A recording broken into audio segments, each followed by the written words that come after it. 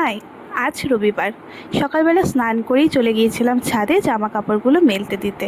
তারপর ছাদ থেকে এসে মায়ের জন্য চা করে নিয়ে কিছুটা সময় মায়ের সাথে গল্প করে কাটিয়ে করে নিয়েছিলাম ব্রেকফাস্ট, কারণ আজকে আমরা বেরোবো আমার বেস্টির শপিং ডে 2 এর জন্য।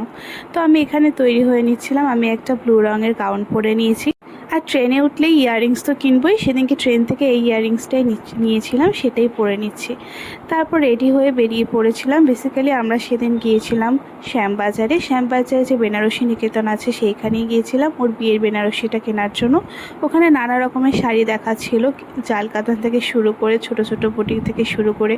আর রবিবার থাকার দরুন সেদিন ভিড়টা অনেক বেশিই ছিল, প্রায় সমস্ত ব্রাইডই সেখানে হয়তো সেদিন উপস্থিত ছিল। অনেকগুলো শাড়ি দেখার পর ফাইনালি ওর বিয়ের মনের মতো শাড়িটা পছন্দ করে নিয়েছিল। আর ওই যে কাকু যে নীল তুতে রঙের শাড়িটা দেখাচ্ছিল সেটা তো আমার খুবই পছন্দ হয়েছিল।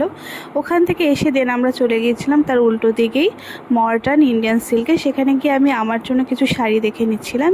বেসিক্যালি আমাদের প্ল্যান ছিল আমরা প্রত্যেকেই লাল পরবো, তাই আমিও একটা লাল কাতান নিয়ে নিয়েছিলাম। আর এখানে ওর জন্য সুন্দর লাল ওড়নাটা চুজ করে নিয়েছিল।